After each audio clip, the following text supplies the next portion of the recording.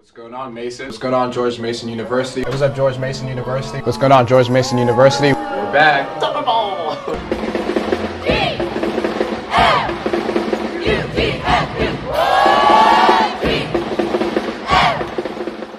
Vanda Bernard. I'm Perry Buckley. Lindsay Hokinson. And I'm DeMonte Shaw.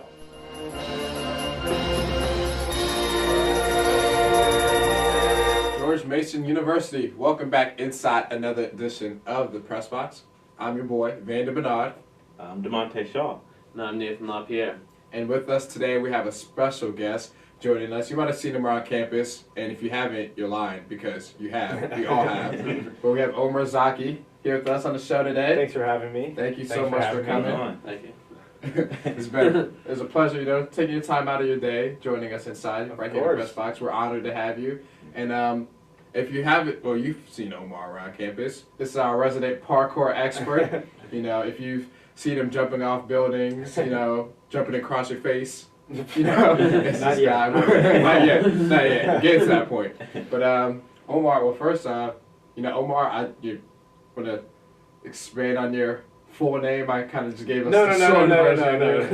Omar Zaki. Okay. Omar Zaki. But Omar, just tell us a little bit about yourself, just... Sure, yeah. Well, I'm a sophomore here at George Mason University. I'm a major in kinesiology. Hope to do something with maybe personal training in the future or something involving athletics. But first things first, I do want to become a professional parkour athlete if possible. For those of you guys who don't know, parkour, it's kind of like Spider-Man activities. You might see it in James Bond movies or stunt work and the Hollywood stuff. So I throw myself off buildings and hope that I land on my feet. Not really. I do practice. But Don't try this. Don't try to hum. Yeah. What do you guys want to know? So, how did you take a liking into parkour?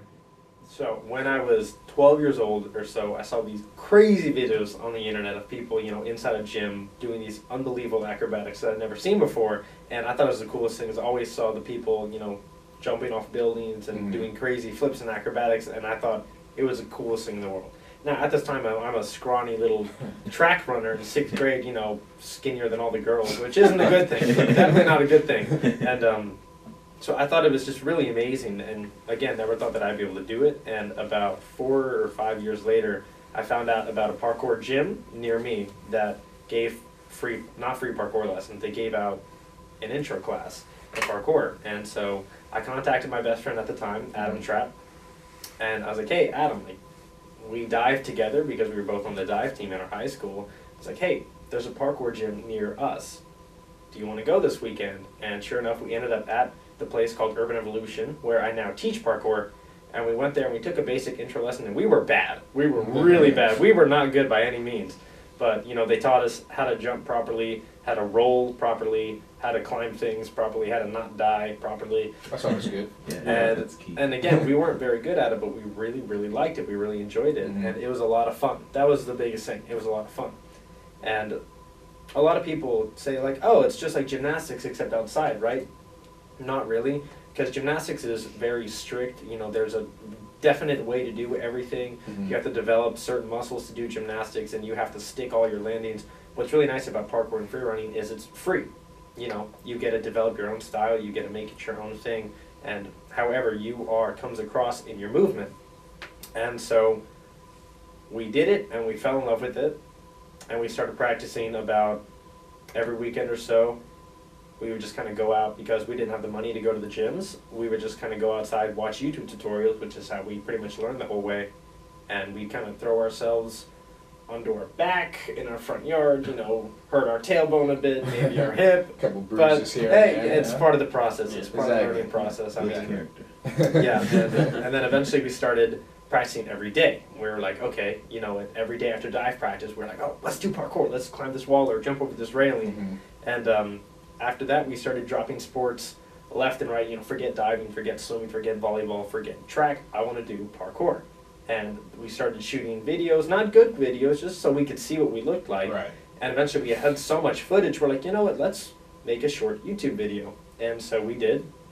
And it kind of, everybody in our high school saw it, and then that's when we became the parkour guys. That's awesome. So, in terms of I guess how long did it take to get to, you mentioned when you started out you weren't as good. Mhm. Of course, I think with anything anybody does. No, of starting out, course, of course. You need that practice. How long did it take you to feel comfortable being able to execute certain parkour maneuvers? Definitely. So like I said, I'd always been an athlete, and everything that I'd done, I'd normally picked up pretty fast. So this was kind of discouraging. Like, why can't I do this? Mm-hmm. Why can't I do this? And all my friends could do it. Like, they were picking it up a lot faster than I was. But I just started practicing as much as I possibly could because, I wanted to stay right there with them. And there was a gymnastics gym near our house that had an open gym on Sundays where you could just go there and do whatever you wanted, jump into the foam pit, jump off the trampolines. So we would do that, to try and learn new tricks. And then if we landed on our feet in the foam pit, be like, oh, I actually landed that trick. Then we'd, put a mat on top of the foam pit and then land on the mat and then eventually take it out of the foam pit and do it on the spring floor. And once we were comfortable enough, eventually work it till it was done outside. And when you do a trick, there's a process between I can do the trick to now I have mastered the trick. Mm-hmm. And the process, depending on the trick, is going to be weeks or months. For me, it's probably months. And I remember my first breakthrough when I actually freaked out. I was like, oh, I can actually do this, was when, so I could do a front flip before I started parkour. I could do one just in grass. Now, it was really bad. It was probably this high off the ground, and I nearly died every time I did it, but I didn't. That's good, which is why you're still with us. Yeah, definitely. So I could do it, but again, it was bad. And I think my first, aha moment was when I front flipped off of, maybe a foot step outside, and I landed on my feet. I was like, I front flipped off of something. This is awesome. This is great. That's free running. Yeah. But, and then after a while, after actually getting in the gyms more and getting more comfortable with my movement, maybe a year or so before I felt comfortable with everything that I could do, and then expanded from there. But what's really funny about it is no matter how comfortable you feel, the more you train, you look back on that time, you're like, oh, I'm way better now. I feel much more controlled now. I wasn't that good back then, but at the time, you feel really great. You feel really in control, which is nice, because control is probably the biggest thing about parkour. But I'd say about a year or so was the first breakthrough. Okay. Cool. All right. So, I know parkour, you're pretty much using every muscle of your body, but what workouts are key to keeping that shape, that form to execute these moves? Definitely. Probably the biggest thing is cardio, because if you don't have cardio, you can't train for a very long time and you're going to get really exhausted. But a really big misconception about parkour is, oh, I'm not strong enough. I can't do it. Parkour, when done correctly, takes no strength. It is continuity. It's transfer of momentum. If you're going to climb up a wall, you use your speed from your run, transfer it up the wall, and then if you push fast enough with your hands, not hard enough, fast enough, then you can end up on top of the wall without using any strength, because it's just physics. That's what parkour is. It's physics of motion. And so for certain maneuvers, yeah, you do need some strength. Like, say you're hanging from a wall and you've got to get on top of that wall. You've got to, struggle and claw your way up to the top, which is what you do when you're first doing it. But probably the most basic workout for parkour, I guess, in order to build strength is called climb-ups, where you're hanging on the edge of a wall or something, and you've got to get on top of it. So you just prop yourself up, prop yourself down, prop yourself up, and then down. And that's really good for, triceps, pecs, and everything. But I think I didn't start actually working out in a gym until this year, really. So all of the stuff that I've done has just been through parkour training. Just by doing it, you get really fit. And you're not specifically focusing on it, which is really nice. You're going to build muscle, you're going to gain cardio, you're going to lose weight. That's the really nice thing about parkour. That's awesome. So you mentioned you wanted to go pro in parkour, and I'm just kind of curious, how exactly does that process work? What is the process like? Yeah. So for parkour and free running, they have what's called Red Bull Art of Motion. Red Bull was the first sponsor for free running and parkour, and Art of Motion is essentially the X Games for parkour and free running. So what it is they have maybe like a 4-level course, and people start at the top of it, and they have a minute to make their way down to the bottom in the most stylish, creative, cool, fancy way possible without dying. And they have like a really giant pool at the bottom of it, so people jump from 2 stories up and do triple flips and into the pool in their full costumes and whatnot. So it's great. And normally they host it in Greece. So that is like the world-class competition right now. So if you get in there, that's really good. And they take, I think, top 18 in the world. So the way that works is parkour is pretty much an online sport. It's been online ever since it started. Now it's becoming less of an online sport now that these gyms are sprouting up, and people are actually starting to train, and it's on college campuses now. Right. But you have to pretty much put out YouTube videos. That's how people get to know you. They see your videos, go, wow, this guy's got a really cool style. I really like the way that this person moves. People start professional teams. There are professional freerunning teams, and they do demo reels on YouTube showing the kind of stuff that they can do. And pretty much everybody that's a world-class athlete has started out on YouTube, and then people know them because of YouTube. And there are parkour jams, which are just national gatherings where people all get together.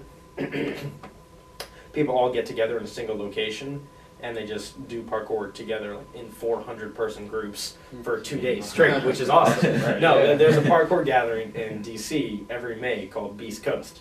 East Coast with it.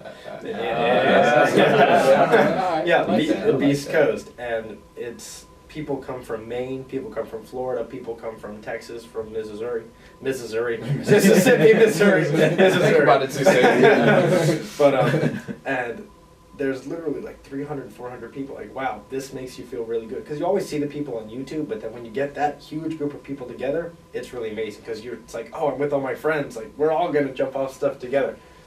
You do go into the public and just flash mob it, just flash mob. Yeah, I mean, people, they don't know what to do with themselves. They just go, okay, I'm just going to film because I don't know what else to I feel do. like it'd be so awesome 400 monkeys are in the middle of DC right now. But so you have to make yourself known to people in order to become a pro, because if they don't know who you are, obviously they're connections. Exactly right. So you want to go to those jams, you want to get yourself out there, you want to put out good videos, and you just got to have some type of style that's really different. And obviously you have to be really good. Yeah. So you got to train and practice hard. A lot of the people that are in the pros, some of them have been training for 10 plus years. So they're really good. They're really good. But, hopefully. I'm excited for the future. Yeah. So parkour is pretty dangerous. How does the family feel about this? Funny thing, parkour is not as dangerous as it seems. A lot of people, not only do they say, oh, I'm not strong enough, they say, oh, it's too dangerous, I don't want to hurt myself. It's oh, well, football and cheerleading have the highest rates for concussion, yet those are, the 2 most popular sports. It's oh, well, if you don't want to get injured, why are you doing those sports then? Parkour. Drop that wisdom, that knowledge. What one of my friends, Charles Moreland, said, because he did a TED Talk on parkour, is parkour, there are no external variables. It's all about you. In football, you can't control the mass of the guy hitting you. You can't, he's 300 pounds, there's nothing you can do about that. You can't control the angle at which he strikes your leg. Again, that's dangerous. You can't control how hard your head hits the ground after you've gotten hit. With parkour, there's no external variables. If you are safe in your body, you know your body, you know exactly what you can and cannot do, you should never get hurt. That's the goal of parkour. You should never get hurt. Now, the environment comes into big play. If you don't know your environment, if you have not adapted to your environment, say, oh, I don't know if this rail is stable, I'm just going to jump at it. Oh, it breaks off. Oh, that's your own fault. So you want to test everything. You got to make sure your shoes aren't slippery on the ground's not wet or anything. Some certain surfaces may be really rough and you're going to cut your hands on it, but you have to know all that stuff. So everywhere we go, we're analyzing terrain, oh, would I slip on that? Would I cut my hand on that? Would I bang my knee because my foot wouldn't have proper traction on the ground? So it is all about safety, and there are progressions for everything. A lot of people say, oh, just go for it. No.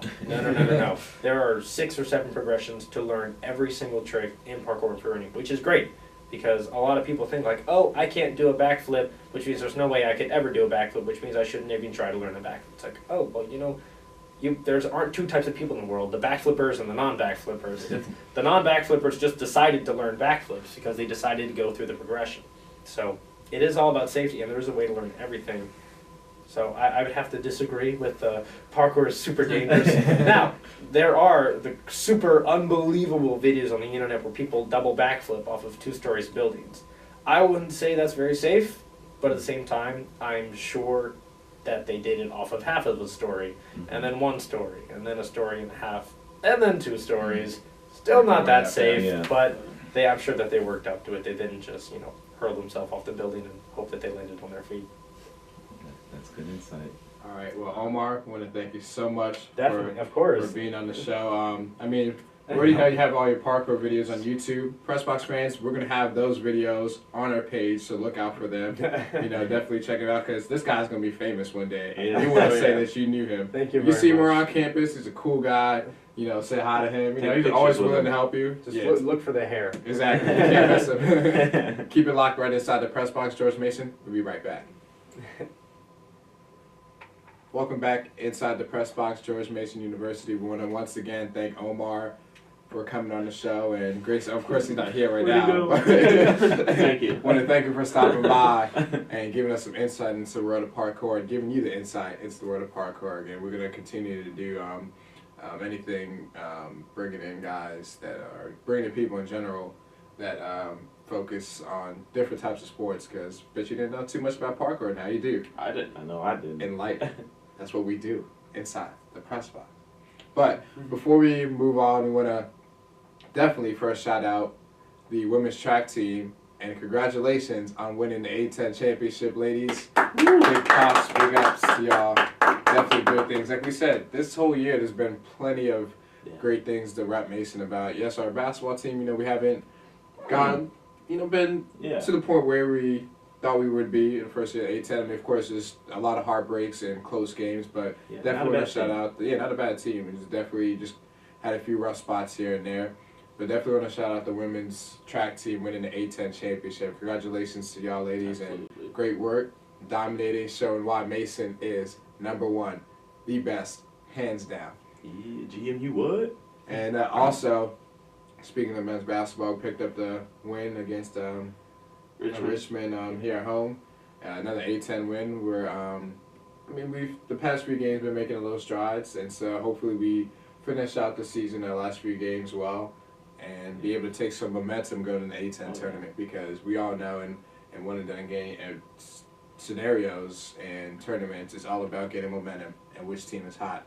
As we see every time in NFL playoffs, it's about who gets hot at the right time and who peaks and gets that momentum. Yeah, call me optimistic, but I still have hope for our tournament bid chances.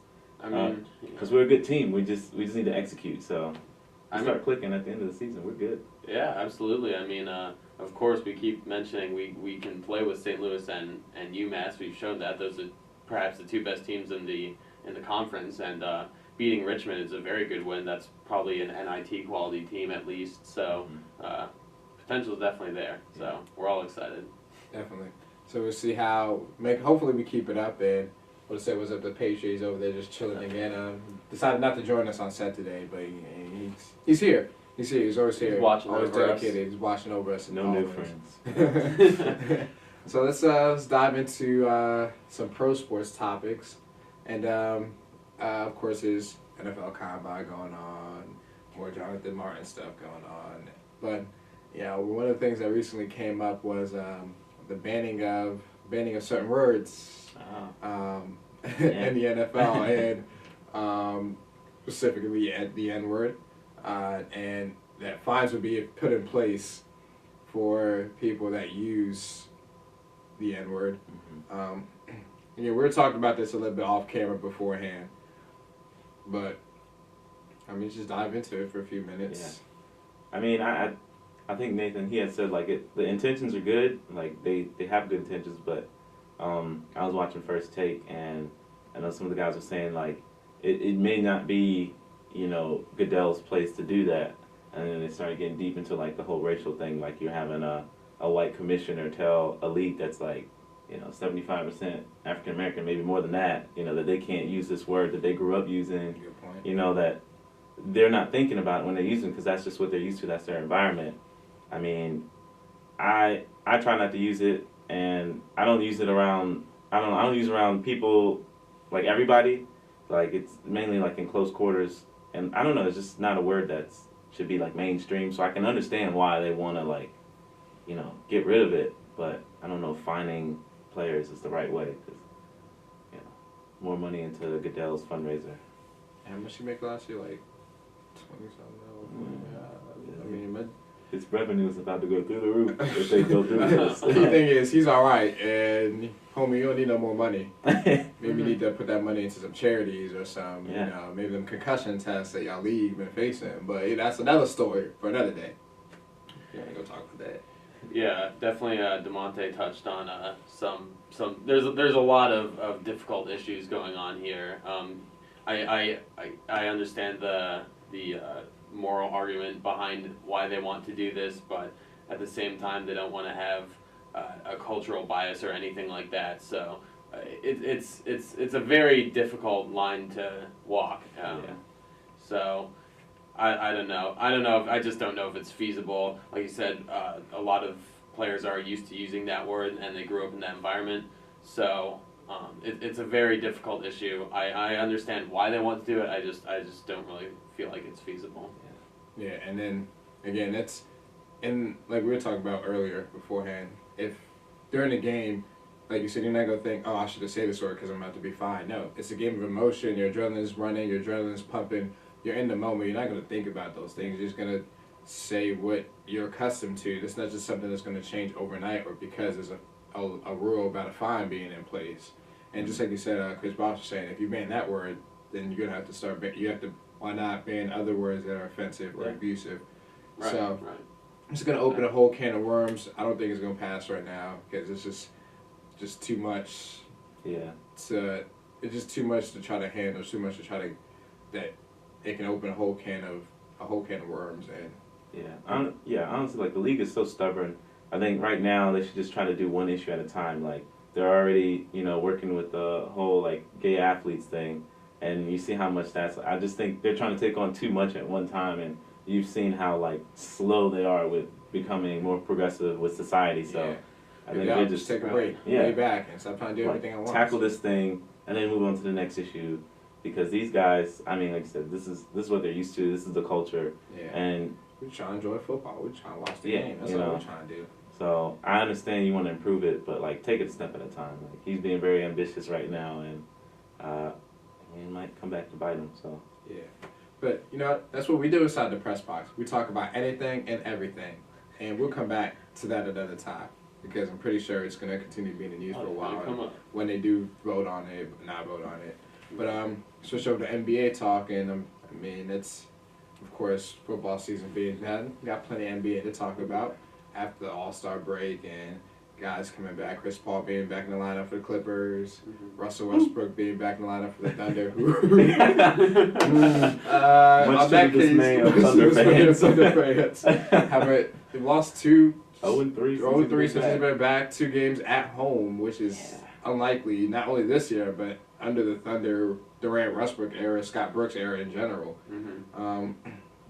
Is it rust? Is it a sign of?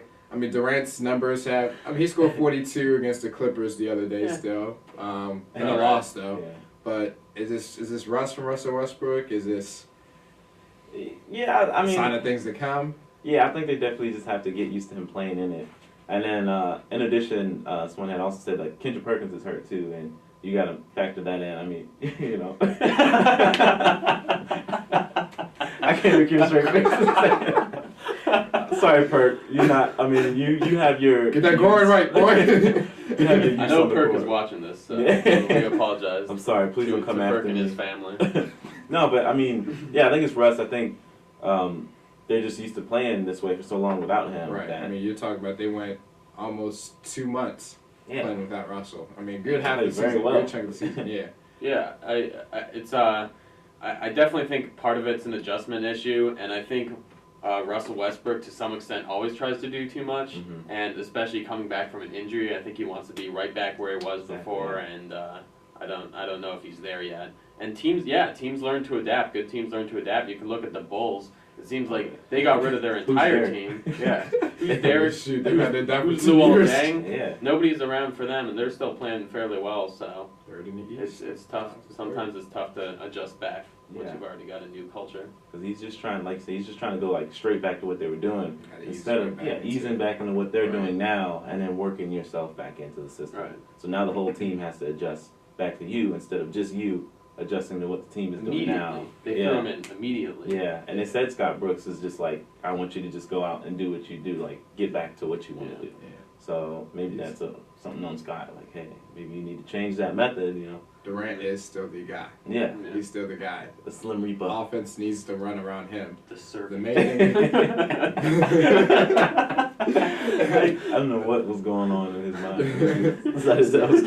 should call you the servant. Yeah, like you have so many good nicknames To out there show already. epic highlight reel and then the servant. Just ended his reasoning was just horrible. Like, I like to serve the ushers. Yeah. I like to serve everybody. Skip's like, I want to hear you serving up LeBron, serving up opponents. What is that? Yeah. Well, we read through our pro segment kind of quick, but we're gonna go for a few more minutes. I'm gonna tell man Ryan, give us 3 more minutes. It's the first on the press box, and then get the inside scoop. We ran through that kind of quick, but it's I think they're gonna be fine. They're still. We forget that they're still the #1 team, still the top team in the West. All right, yes, a little lose streak, going through some growing pains, but you think this is going to happen throughout the whole season with Durant, with Westbrook? He's gonna figure his way back into things and hopefully get things going again. We'll be good. Yeah. We'll Yeah, get they'll back be used to it. I almost was like, yeah, the conference is pretty weak, but I was thinking about the East. I was like, oh no, can't say that. Yeah, no, the East is getting a little better. I'm starting to feel like the Raptors are a legitimate 3 seed. Although shout out to the Wizards being in the We're triple gonna overtime. take that seed over. Triple It's only a matter of overtime. time. We're gonna take that seed. Chicago better watch out too. That 3 seed is about to be ours on lock, and the name that I haven't here Absolutely. yet. I know they plan. See, they're adjusting without Nene too. Bold prediction. I give them their props though. They've been balling out. John Wall has been. It's not doing that his bold thing. when it's in the Eastern Conference. I mean, if I said they're gonna get one of the top 2 seeds, that's bold. That's not gonna happen. We already know what the Eastern Conference Finals is gonna be. We've known it since last October, For last August for probably. about, for about 2 years. Yeah. We've known it for a little bit, you know. So, Yeah, it's rough out there. it is. But now we know favorites in the West. Real quick, favorites in the East. Let's go to the West real Yeah. quick. Portland started off real hot. They've kind of dropped to about 5th seed right now. I mean, Houston's about, no, they're 4th seed. Houston's about It's a 5 mess. because San Antonio is a division leader, them being 2nd. You got the Clippers still up there around 3.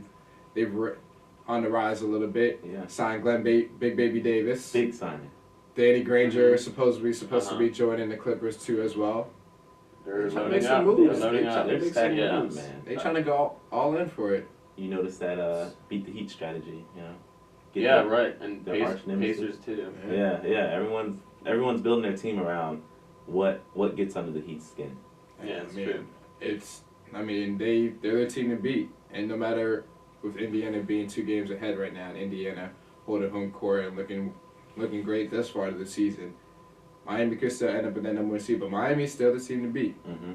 Not only in the East, but in the NBA, 2-time defending champs. Yeah, I mean, I really like the way the Clippers have been playing lately. I think they're gonna sneak up there, maybe take over that 2nd seed. You know? It's always hard to say in the West. All these teams are so close. All the teams you mentioned, the Thunder, the Spurs, the Trailblazers, the Clippers, the Rockets, Warriors are going they're all on the within radar. 5 games of each other, so it's really close. It's hard to say. All Definitely. contenders. And as the season continues, we're always going to keep you locked in. We're always going to have NBA talk. But as always, George Mason University, thank you for joining us inside the press box. Peep the shoe game. I'm Vandy Bernard. DeMonte Shaw. Now I'm Nathan LaPierre. Once again, thanks to Omar for coming on. Thank you, Ryan, for holding it back there on the 1s and 2s, as always. Thank And you, we'll see you Patriot. next time. Thank you, Patriot. Thank you, Chilla. Press on, George Mason. Press on.